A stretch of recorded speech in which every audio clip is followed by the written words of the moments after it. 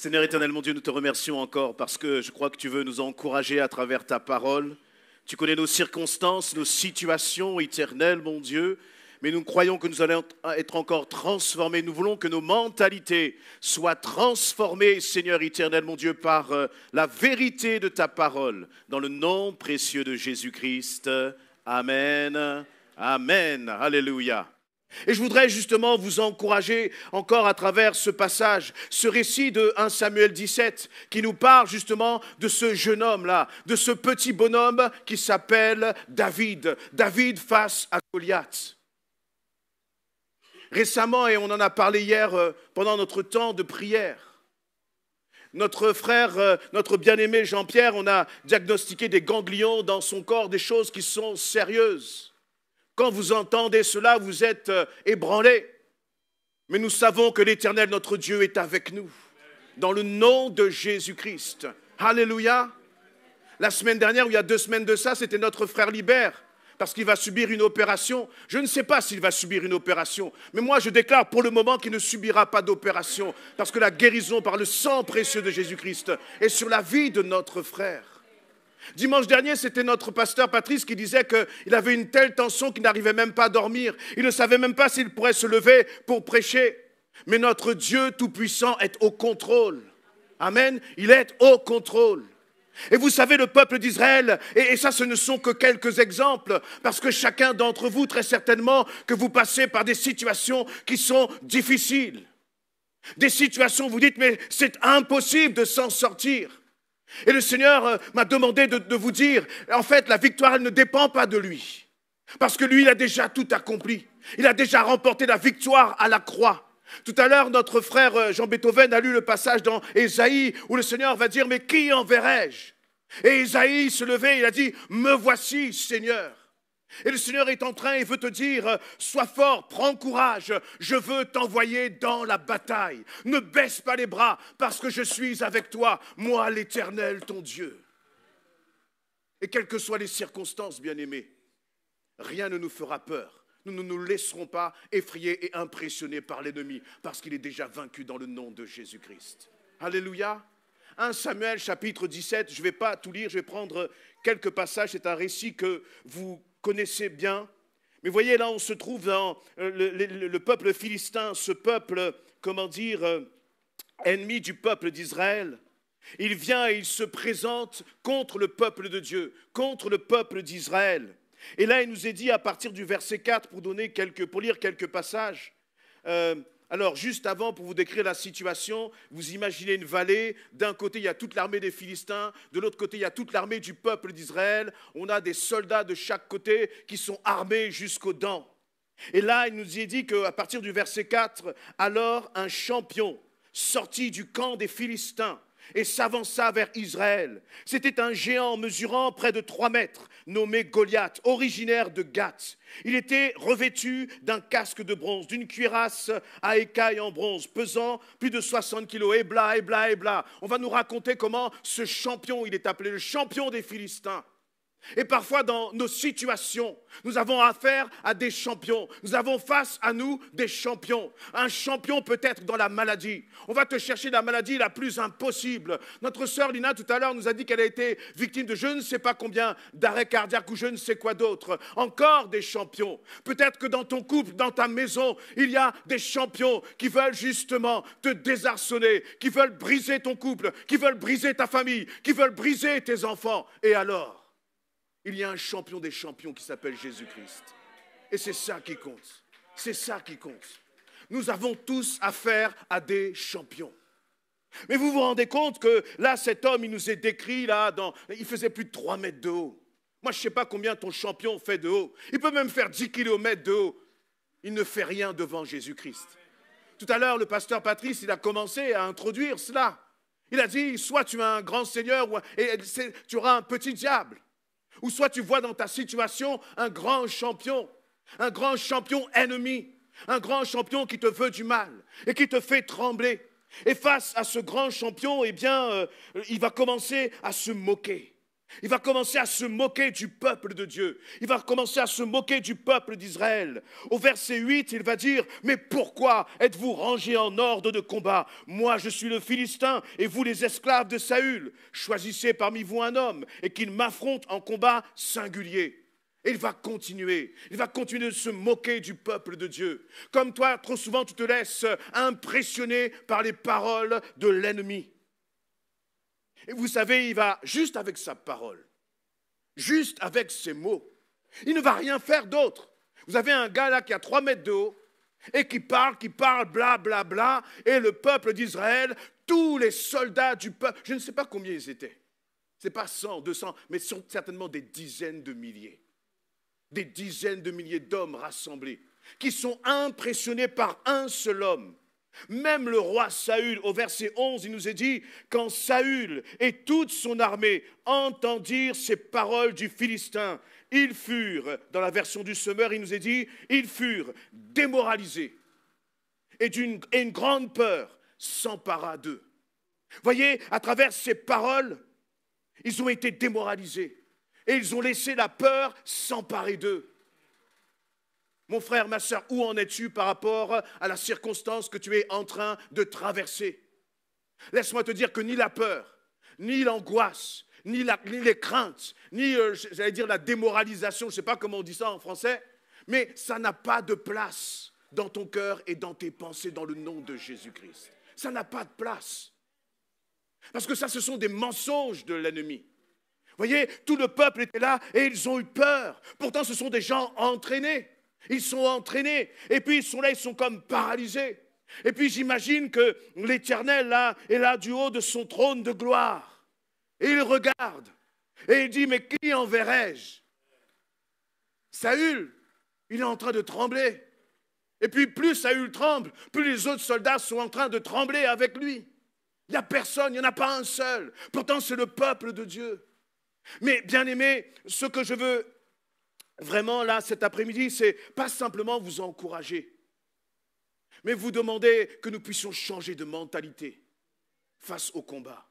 Parce qu'après un combat va succéder encore un autre combat. Et encore un autre, parce que nous sommes dans les temps de la fin. Vous envoyez vos enfants à l'école, lorsque vous revenez, ils reviennent avec plein d'idées bizarres qu'on a mis dans leur tête. Ça, ce sont encore des combats que nous avons. Dans cette société où le mal devient bien, le bien devient mal. Plus vous allez parler de Jésus-Christ, plus vous allez être une cible pour l'ennemi. Et il va falloir que nous arrêtions justement de nous cacher. Il va falloir que nous osions dire ce que nous croyons en Jésus-Christ, comme cette petite Léa. Il va nous falloir du courage. Il va nous falloir de l'audace, bien-aimés. Mais nous refusons de nous cacher dans le nom de Jésus-Christ. Alléluia. Et donc, il y a ce petit bonhomme-là, ce petit gars, David. Il n'était pas prévu au programme. Son père, Isaïe, lui dit, écoute, il y a tes 3 frères qui sont là, tu vas aller pour leur apporter à manger. Donc lui, il n'est pas venu avec une grande épée, il n'a pas eu le temps de jeûner 50 jours, etc. Non, lui, il arrive, et puis il arrive au milieu de tout ça. Et il nous est dit que juste avant, pendant 40 jours, Goliath, chaque jour, matin et soir, il va venir devant le peuple d'Israël et il va leur parler. Et je suis impressionné parce que pendant tous ces jours, pendant ces 40 jours, il n'y en a pas un dans le peuple d'Israël qui a pu défier ce Philistin, qui a pu lui dire, mais nous connaissons l'Éternel, nous connaissons l'Éternel des armées, alors tais-toi. Ils ont rasé les murs, ils se sont laissés impressionner, ils ont passé 40 jours, matin et soir, à écouter ce que l'ennemi était en train de leur dire. Mon frère, ma soeur, mon ami, combien de temps tu vas continuer à écouter ce que le malin a à te dire? Il y a un moment, il faut lui dire, tais-toi. Voici ce que Dieu dit. Voici ce que sa parole dit. Alléluia. Mais vous savez, le Seigneur nous a donné une autorité. Et c'est à nous de l'user, c'est à nous d'en user, c'est à nous de l'utiliser lorsque tu traverses des circonstances difficiles. Et David, eh bien, il va aller, et puis il va demander les nouvelles à ses frères, et puis au verset 23, il nous est dit que pendant qu'il parlait avec eux, Goliath, le champion des Philistins, toujours ce champion-là qui arrive, originaire de Gath, sortit de leur rang et lança son défi habituel. David l'entendit. À la vue de cet homme, tous les soldats d'Israël s'enfuirent terrorisés. Ils s'enfuirent terrorisés. Vous savez, bien-aimés, je suis étonné qu'on est enfant de Dieu et que même le mot peur sort de notre bouche. Ça peut sortir, mais il ne faut pas que ça reste. Ça n'a pas sa place. Et je parle là vraiment de choses même qui sont presque, j'allais dire, élémentaires, des choses de la vie. Les jeunes, vous allez passer vos examens, mais réalisez que Dieu est avec vous. Parenthèse, Dieu n'est pas avec les fainéants et les paresseux. Hein? Dieu est avec ceux qui travaillent. Amen. Et si tu as fait ta part, Dieu va faire le reste. Alors ça, c'est plus pour les sœurs, parce que c'est souvent, je ne sais pas pourquoi, quand vous passez votre permis. Il y a même des sœurs qui ont passé leur permis et qui sont terrorisées à l'idée même de conduire. Mais ma sœur, même quand tu es dans la voiture, Dieu est avec toi. Tu sais que tu peux marcher, il peut t'arriver quelque chose. Hein? Et puis on vit même avec ça. C'est-à-dire, cette crainte, cette peur, ça devient comme ton compagnon. Et tu trouves ça normal. Tu trouves ça normal d'être enfant de Dieu et d'avoir peur. Moi, je n'accepte pas ça. Je ne peux pas accepter cela. Parce que, vous savez, quand on va continuer de lire, comment les hommes ont vu la gloire de Dieu dans ce récit? Eh bien, c'est à travers l'audace que David a manifesté. Comment tu peux être enfant de Dieu et tu vas dire à un homme, à une femme, tu sais, Dieu peut te guérir, Dieu peut faire des miracles. Il va te dire, mais toi, tu n'es pas capable de monter dans ta voiture et conduire, et tu viens me parler d'un Dieu qui peut faire des miracles. Vous voyez, dans ces petites choses-là, finalement, le malin, il va commencer à s'insérer. Et puis, il va commencer même à établir sa demeure en vous. Et commencer à mettre la peur. C'est intéressant de voir même l'évolution qu'il y a eu dans la tête de ces soldats. Dans le verset 11, je viens de remarquer cela en le lisant, verset 11, il nous est dit qu'ils furent démoralisés et une grande peur s'empara d'eux. Ça, c'est le verset 11. 40 jours plus tard, à force d'écouter le malin, qu'est-ce qui s'est passé dans le verset 24? À la vue de cet homme, tous les soldats d'Israël s'enfuirent, terrorisés, ils ont pris la fuite. C'est-à-dire qu'au début, ils sont là, ils ont peur, mais c'est dans leur cœur. Alors peut-être que ça ne se voyait pas trop. Vous voyez, ils avaient bonne mine, ils jouaient les courageux. 40 jours plus tard, là, il n'y a plus histoire de courage. Il n'y a plus histoire de « je fais comme si… » Ils se sont mis à courir. Pourquoi? Parce que pendant toute cette période, ils ont cultivé les pensées de l'ennemi. Pendant toute cette période, au lieu d'écouter la voix de l'Éternel, ils ont laissé les pensées du diable les impressionner.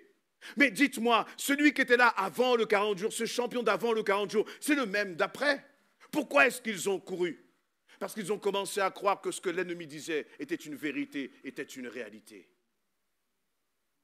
Bien-aimés, nous allons tout à l'heure prier. Et nous n'allons pas seulement prier pour les situations, mais encore une fois pour un changement de mentalité.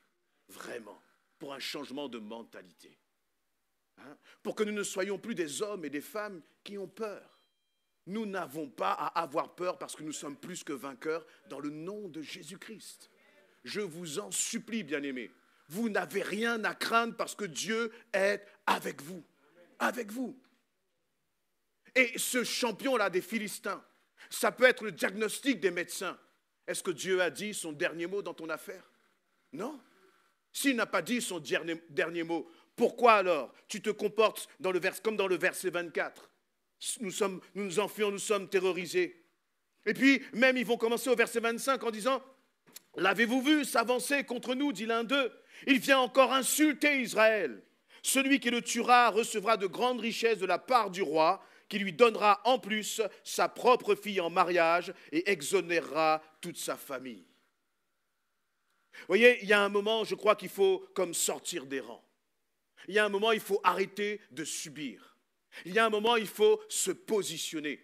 Pendant ces 40 jours, le peuple d'Israël, ces soldats-là, eh bien, ne se sont pas positionnés.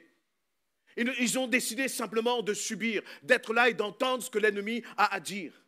Et au verset 26, David, il a entendu la menace de Goliath. Et puis lui, il a dit, verset 26, David demanda aux hommes qui se tenaient autour de lui, qu'est-ce que l'on donnera à celui qui abattra ce Philistin et qui lavera le peuple d'Israël de la honte qui lui est infligée? Qui donc est cet incirconcis de Philistin pour oser insulter les bataillons du Dieu vivant?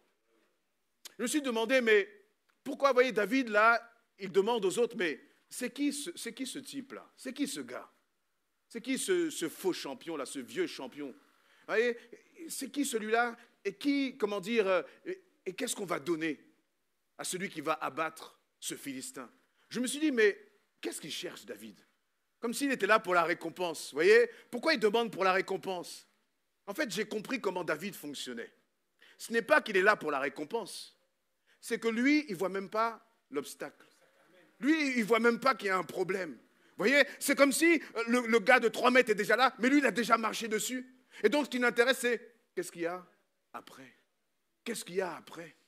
Vous voyez, parfois, face à nos circonstances, on est tellement impressionné par les circonstances qu'on ne voit pas que derrière là, ce combat, derrière cette difficulté, derrière cette épreuve, derrière cette maladie, il y a une guérison. Il y a une guérison. Et lui, il se projette déjà, il marche déjà par la foi. La question de combattre Goliath, pour lui, ce n'est même pas un problème, ce n'est même pas une affaire. Dans ta famille, je crois que lorsque nous prions, nous avons besoin de commencer à déclarer la victoire. Vous voyez, dans la question qu'il est en train de poser, il dit, mais qu'est-ce qui va se passer à celui qui va abattre? Mais vous voyez à qui il est en train de parler? Il est en train de parler à des bandes de trouillards qui, eux, sont mis à courir. Eux-mêmes, ils n'ont jamais pensé à la victoire. Ils n'ont pas pensé que c'était possible. Ils ont simplement pensé, ils se sont simplement laissés impressionner. Mais lui, David, un petit gars, peut-être comme cette petite Léa, peut-être que cette petite Léa-là, le Seigneur est en train de l'utiliser pour que tous ces gars de Boko Haram soient touchés dans le nom de Jésus-Christ. Alléluia. Peut-être là qu'elle est en train de renverser justement les puissances des ténèbres. Alléluia. Et donc, il dit, mais qu'est-ce qui va arriver à celui qui va gagner là, contre ce gars? Hein? Bien-aimés, pendant que je suis en train de vous parler là, j'aimerais que vous puissiez regarder la circonstance en face et de vous dire, mais Seigneur, j'ai la victoire. Et je vois déjà comment je vais témoigner, Seigneur, de ta gloire dans cette situation. Comment je vais témoigner de ta main puissante, de ton action puissante.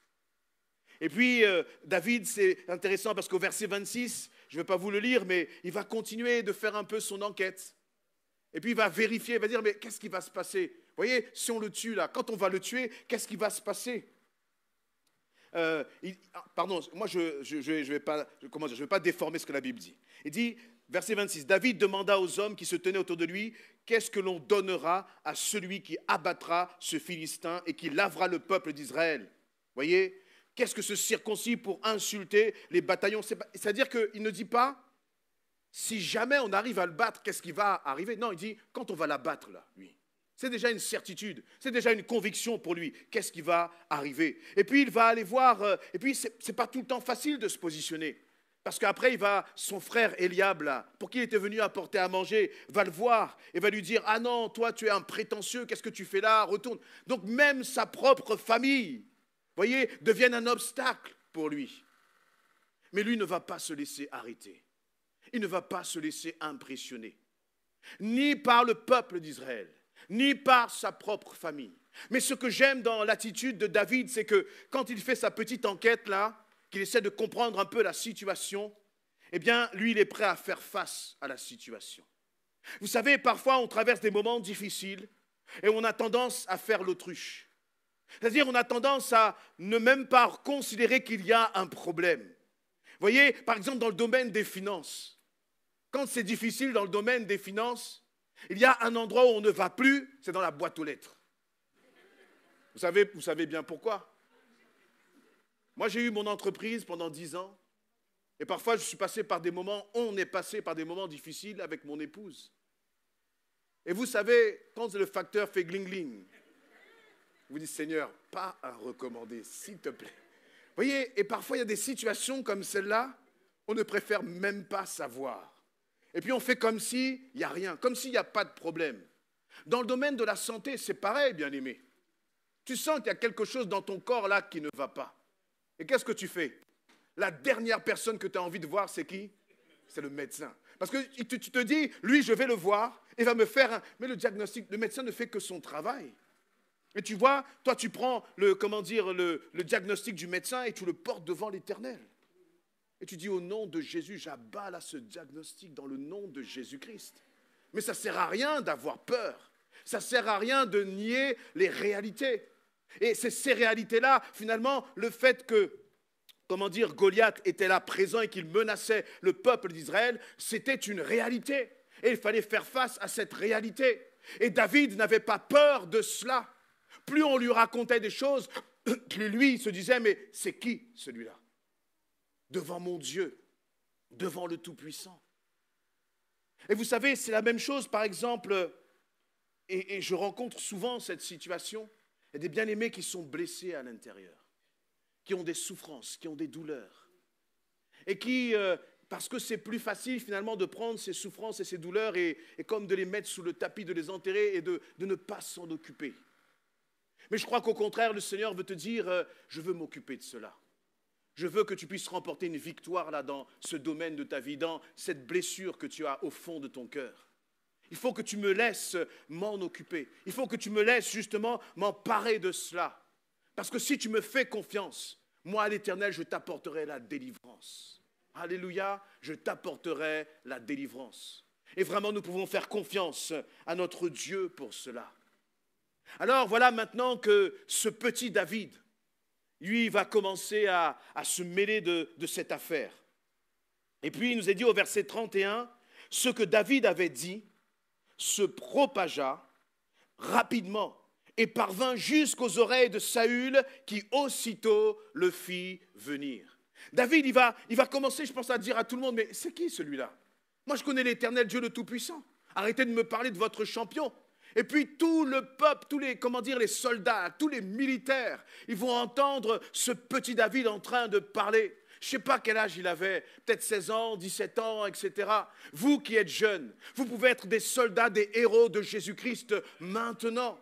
Maintenant, le Seigneur peut vous utiliser maintenant. Et je vais même vous dire, l'Église essentielle a besoin de jeunes héros de Jésus-Christ.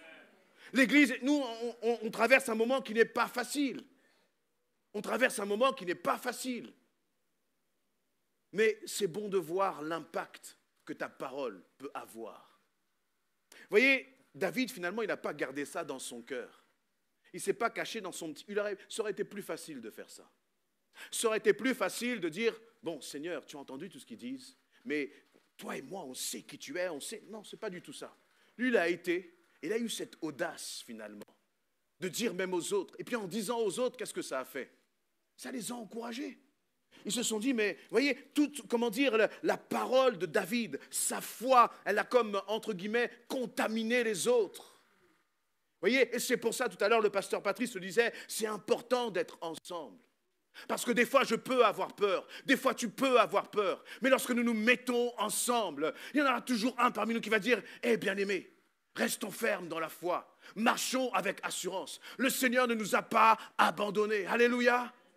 Et là, c'est pour ça qu'il ne faut pas rester chez toi quand tu as des combats, quand tu as des difficultés. N'écoute pas l'ennemi qui te dit, oh non, reste là tranquillement dans ton coin. Hors de question. Parce que c'est là où coule la bénédiction, c'est là que je vais aller. Là où coule la victoire, c'est là qu'est ma place. Amen. Si tu vois qu'il y a un frère ou une sœur qui n'était pas là aujourd'hui, tu lui enverras un petit message. Et dis, sois là dimanche prochain. Amen. Alors, la parole de David, elle va se propager jusqu'aux oreilles de Saül. Et puis, il avait ce culot, c'est le culot du Saint-Esprit. Il va dire, David lui dit au verset 32, que personne ne perde courage à cause de ce Philistin. Moi, ton serviteur, j'irai et je le combattrai. Vous imaginez? Imaginez, je ne sais pas moi, le roi Saül avait son trône là, avec sa garde rapprochée, puis un petit bonhomme, il avait son petit vêtement, peut-être avec un petit lance-pierre là, et il dit, hey Saül, moi, que personne ne perde courage. Il parle à Saül, il parle au grand roi, il dit, hey, que personne ne perde courage à cause de ce Philistin. Moi, ton serviteur, j'irai et je le combattrai. Alléluia, j'irai et je le combattrai. Vous savez, et puis bien sûr, vous connaissez le reste de l'histoire. Je crois que, et à un moment, David, il va raconter justement tout ce qu'il a vécu avec l'Éternel.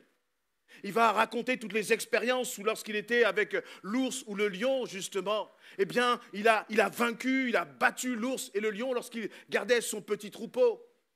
Et à travers cela, à travers son assurance, à travers sa foi, on voit à quel point David connaissait l'Éternel, Dieu le vivant, le Tout-Puissant. Et finalement, c'est dans tes circonstances, c'est maintenant, à travers ce que tu es en train de traverser, que l'on connaît ta foi. Que l'on voit si réellement tu sais qui est l'Éternel. Qui est l'Éternel. Voyez, et David, il va raconter tout cela. Il va raconter ce que l'Éternel a fait. Et justement, je voudrais vous encourager dans ce sens. Vous voyez, quand vous êtes dans le combat, quand vous êtes dans la difficulté, et pas seulement, je veux dire en tout temps, on a besoin de cultiver la parole de Dieu. On a besoin de la manger jour et nuit. On a besoin de se rappeler de ses paroles, de ses promesses. Parce que c'est là que se trouve la vérité. J'ai pris juste quelques versets pour vous encourager dans ce sens. Lorsque l'Éternel, à la mort de Moïse, l'Éternel va appeler Josué. Il va dire à Josué, eh bien, c'est toi que j'ai choisi maintenant pour emmener le peuple d'Israël dans la terre promise. Et Josué, ben, il avait été toujours derrière Moïse. Maintenant, il se trouve là au premier rang. Et c'est lui qui doit mener tout le peuple. Et dans Josué chapitre 1, verset 3, je vous le lis simplement. Comme je l'ai promis à Moïse, je vous donne tout endroit où vous poserez vos pieds. C'est-à-dire que le Seigneur dit, là où tu vas poser tes pieds, je te le donne. C'est à toi. Mais toi, il va falloir que tu avances. Toi, il va falloir que tu poses les pieds. Vous savez, parfois, on appelle le Saint-Esprit et puis on reste sur place. On ne fait rien parce qu'on dit, Saint-Esprit, toi, va. Mais ce n'est pas du tout comme cela que ça se passe. Le Saint-Esprit, encore une fois, a tout accompli. Et il veut que toi, tu puisses te lever et que tu puisses avancer sur les situations. Dans le domaine de ton travail, tu n'as pas à être impressionné par qui que ce soit parce que l'Éternel, ton Dieu, est avec toi. Bien-aimé, la prochaine fois que tu vas aller dans le cabinet du médecin, ne va pas avec crainte, mais tu vas avec assurance. Alléluia. Vous savez, celui qui vous parle, j'allais dire c'était. Je ne suis plus un trouillard. C'était un trouillard. Mais quand je me saisis des paroles de l'Éternel, ça me donne de l'assurance. On a été, on ne sait pas ce samedi-là, c'était il y a 3 samedis de ça. Il y a chaque année, il y a une sorte de grand repas qui est organisé pour toutes les associations de la ville de Goussainville. Et puis là, on savait que le maire de Goussainville serait présent. On était là avec quelques sœurs. Et puis, donc le pasteur Patrice ne pouvait pas y aller, donc j'ai été. Mais nous, notre objectif, c'était quoi? Nous, on a un projet d'acquisition. Donc, il faut absolument qu'on parle à monsieur le maire. Et puis, ça commençait à 20h. Il y a je ne sais pas combien de tables, 50, je ne sais plus, ou même plus. Et puis, on est tous là assis. Mais moi, je n'ai qu'une idée à la tête. Je dois voir monsieur le maire. Je dois lui parler d'essentiel. Il faut qu'on lui parle de notre projet. Et on est là assis, on nous amène l'entrée, mais je n'en ai rien à faire de l'entrée. On nous amène le plat de résistance. Et puis, pendant tout ce temps, le maire passe de table en table. Vous savez, et puis il salue les uns, il salue les autres. Puis à un moment, il passe près de notre table. Et je dis, ah ça y est, je vais pouvoir lui parler. Et non, il passe à une autre table. Ah Seigneur. Et puis après, je suis en train de prier au fond de moi. Et puis après, il va à une table tout au fond. Et vous savez, il y a cette pensée qui m'est venue, qui m'a dit, mais tu es enfant de Dieu. Demandez et vous recevrez. Qu'est-ce que tu es là en train d'attendre comme un mendiant que le maire vienne te voir? Et je me suis levé d'un bond. Je ne sais même pas si les sœurs ont vu à quel moment. Tout le monde était assis, on est, je ne sais pas, 200, 300. Il est tout au fond là. J'ai dit, moi je suis enfant de Dieu. Je me suis levé d'un bond. J'ai traversé tout le gymnase là, jusqu'au fond. J'ai tapé sur son épaule. Je lui ai dit, essentiel. Je sais même pas. Il a dû se dire, ce gars-là c'est un fou. Hein? Je lui ai dit, essentiel. Souvenez-vous du nom essentiel. Samedi prochain, on va voir l'adjoint, ceci, cela, etc. Il va vous faire remonter un dossier. Souvenez-vous du nom essentiel. Nous, on a un projet pour la ville, etc., etc. Je suis retourné, et il m'a dit, pas de problème, vous allez me donner le dossier, il n'y a pas de problème. Vous voyez? Et je suis retourné à ma place, j'ai dit aux sœurs, c'était le moment du dessert là, j'ai dit aux sœurs, c'est bon, je n'ai pas besoin de dessert, je vais rentrer chez moi, la mission est accomplie. Mais vous comprenez, bien-aimés, j'aurais pu rester là toute la soirée et attendre là comme un mendiant que finalement la bénédiction vienne à moi. Tout à l'heure, le pasteur le rappelait, le royaume des cieux, c'est pour les violents. Et je vous en supplie, ne considérez pas que cela vient de mon caractère, mais cela vient de l'œuvre du Saint-Esprit qui nous change, qui nous transforme, qui change de mentalité. Parce que le Seigneur, il dit dans 2 Corinthiens chapitre 5 qu'il a fait de nous fonction d'ambassadeurs. Quand tu vas dans le cabinet du médecin, tu es un ambassadeur, une ambassadrice de Christ. Mais il faut le réaliser. Il faut le réaliser, bien-aimé. Tu as été équipé, tu as été armé. Et David, lorsqu'il va voir justement, il voit tous ses soldats, il voit Goliath, etc., il sait qu'il est ambassadeur de l'Éternel. Et c'est pour ça qu'il a cette assurance. Et vous savez, nous sommes tous ambassadeurs de Jésus-Christ. Nous tous qui avons donné notre vie à Christ, nous sommes tous ambassadeurs de Jésus-Christ. Et nous avons besoin de plus en plus de le réaliser dans ce moment, dans cette période qui est compliquée. Et donc, j'ai d'autres promesses. Dans Josué chapitre 1, verset 6, ça va dire « Fortifie-toi et prends courage ». Amen. Jérémie, on peut lire peut-être, je vais vous le lire parce qu'il y aurait tellement de choses à lire, mais ce ne sont que quelques exemples. Mais vous voyez que si nous appuyons notre vie sur la parole de Dieu, tous les champions des Philistins peuvent venir devant nous. Nous savons ce que la Bible dit. Alléluia. Jérémie, pareil, il a été appelé. Et puis, Dieu va lui dire, Jérémie chapitre 1, verset 4, « L'Éternel m'adressa la parole en ces termes. Avant de t'avoir formé dans le sein de ta mère, je t'ai choisi. Avant ta naissance, je t'ai consacré. Je t'ai destiné à être prophète pour les peuples. » Jérémie répondit, « Hélas, Seigneur, je ne sais pas m'exprimer, car je suis un adolescent. » Mais l'Éternel me répondit, « Ne dis pas, je suis un adolescent. » Bien-aimé, il y a des choses dans les combats qu'il ne faut pas dire. Ouais, qu'est-ce que tu déclares avec ta bouche? Qu'est-ce que tu confesses de ta bouche? Il dit, je suis un adolescent. Dieu ne voit pas là un petit adolescent. Dieu ne voit pas quelqu'un qui est faible. Mais Dieu voit quelqu'un sur qui il a placé justement son esprit, sa puissance, son autorité. Voilà ce que le Seigneur voit. Le problème, c'est que trop souvent, nous sommes comme le peuple d'Israël. Nous voyons avec nos yeux charnels. Ils sont capables de dire que le gars faisait 3 mètres, mais ils sont incapables de dire que leur Dieu est tout puissant. Pourquoi? Parce qu'ils ne regardent qu'avec leurs yeux. Qu'avec leurs yeux. Au lieu de voir les choses par l'esprit. Et donc, le Seigneur va dire, tu iras trouver tous ceux auprès de toi de qui je t'enverrai. Tu leur diras tout ce que je t'ordonnerai. N'aie pas peur de ces gens, car je suis avec toi pour te délivrer. L'Éternel le déclare. Vous voyez, là, on voit qu'il y a encore une démarche à faire. Ce n'est pas simplement, Jérémie, je vais t'utiliser, mais tu vas aller vers ces gens et tu vas leur déclarer ces choses. Exactement comme David avait fait. David a commencé à parler à un soldat, 2 soldats, 3 soldats, se remonter jusqu'à Saül. Et nous avons besoin de déclarer la vérité de la puissance de Dieu autour de nous, dans nos situations.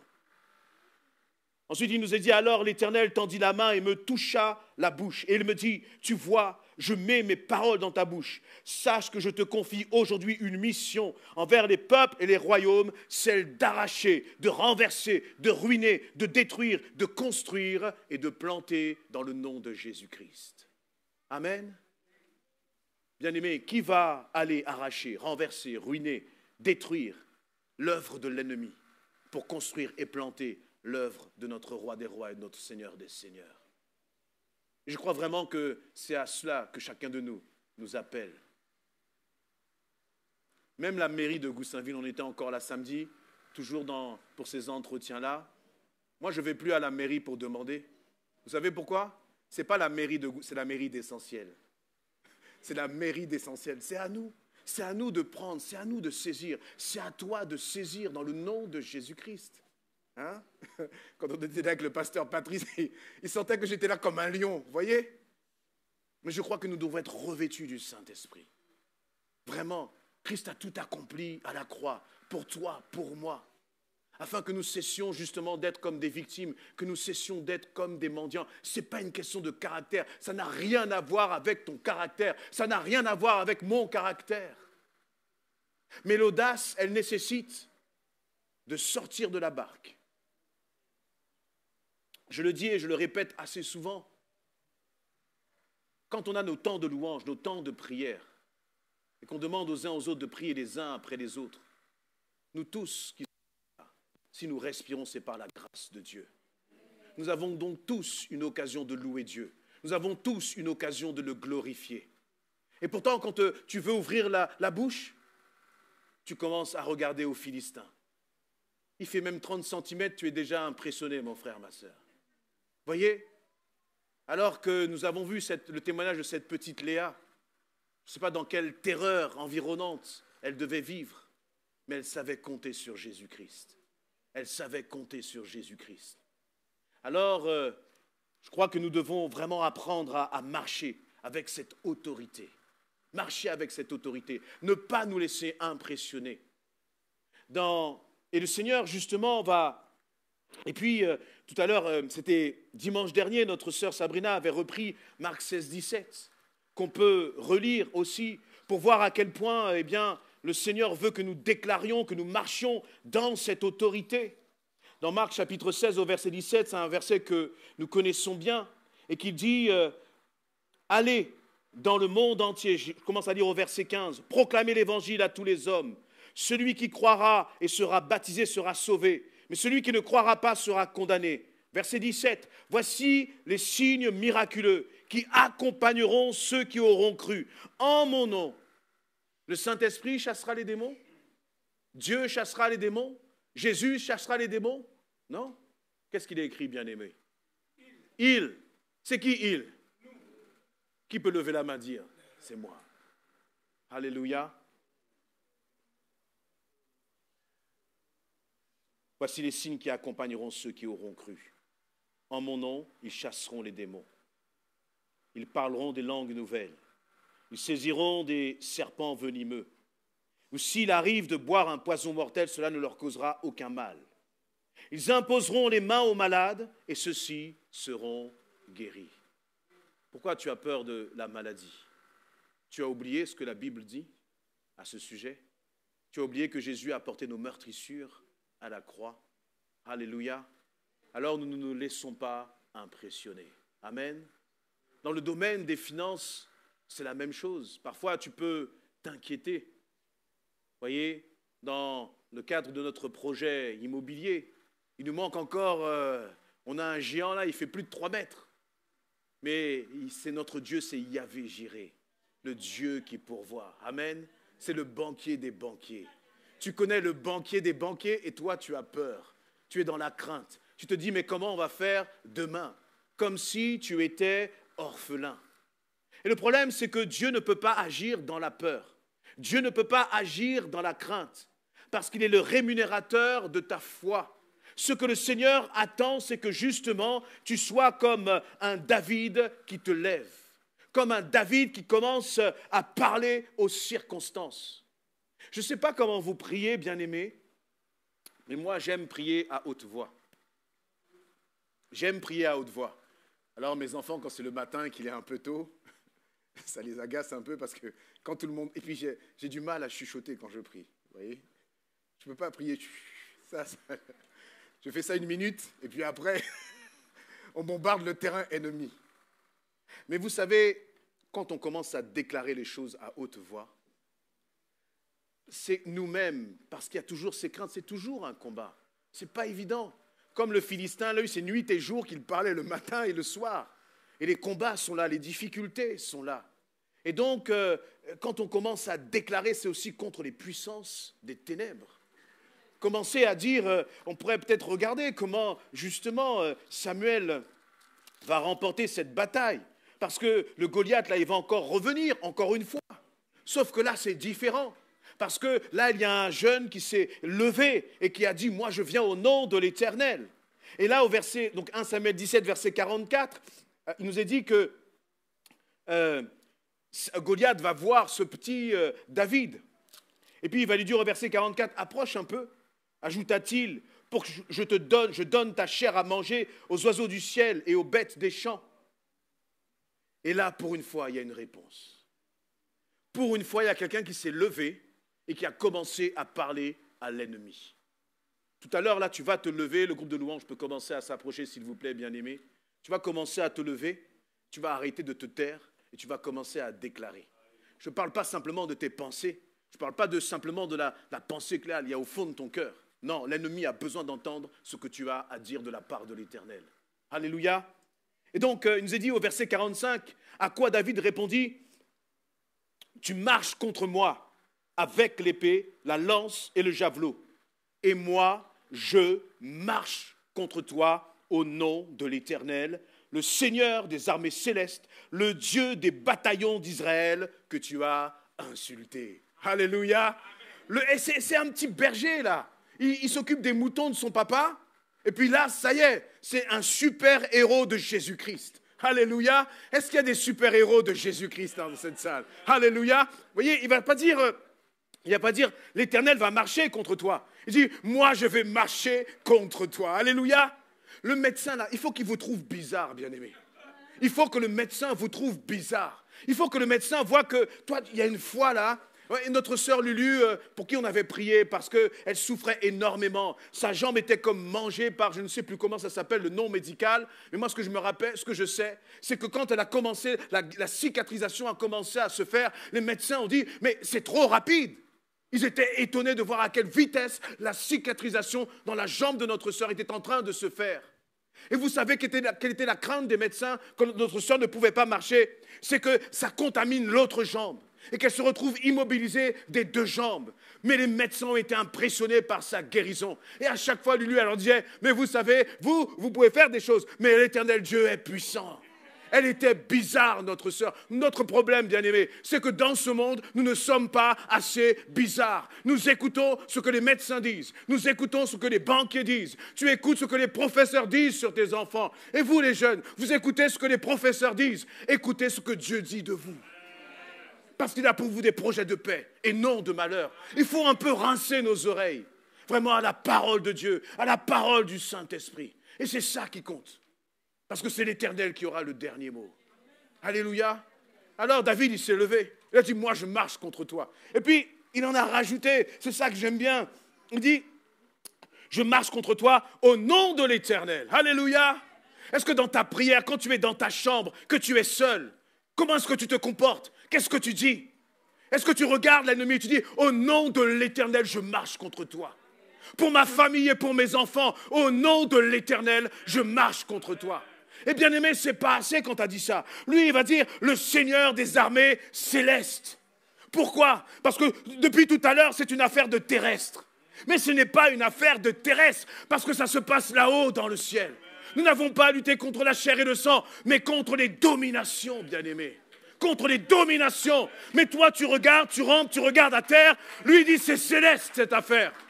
Parce qu'au-dessus de tes 3 mètres, il y a l'Éternel Dieu le Tout-Puissant qui règne. Et lui, il est céleste.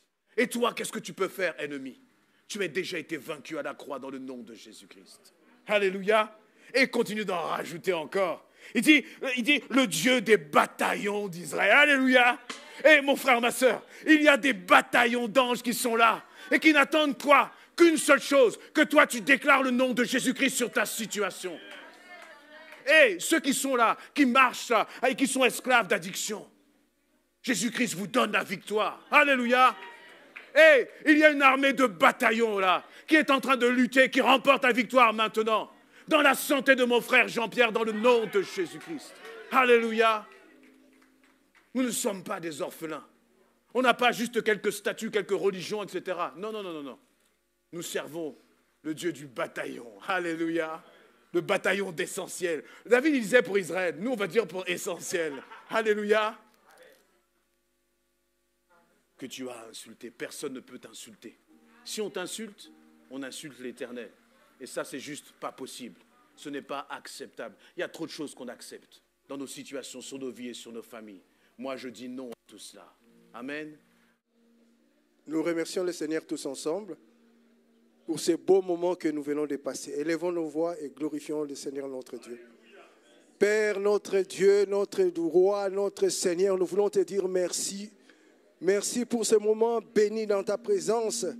Seigneur, combien nous avons vu, toi qui es notre Dieu, tu es le grand, tu es le maître du ciel et de la terre. C'est toi qui diriges tout, Seigneur des armées. Et c'est toi qui as les derniers mots devant tout Goliath qui peut s'élever contre nous, Seigneur Dieu. Merci, Seigneur des armées, d'avoir changé notre mentalité. Seigneur, de nous donner davantage une mentalité de vainqueurs, éternel des armées. Des hommes qui s'élèvent pour combattre, éternel, ô Dieu de gloire. Béni sois-tu pour ce que tu as sémé en nous, éternel. Seigneur, que tu nous conduises dans ta grâce, éternelle, afin que nous puissions mettre en pratique ta parole, éternel des armées. Garde-nous fidèles à toi, éternel. Nous te recommandons notre semaine, éternel, au Dieu Tout-Puissant, qui va commencer devant nous, éternel Dieu. Sois avec nous, fortifie-nous, remplis-nous de toi, éternel des armées. Béni sois-tu dans le nom de Jésus. Amen.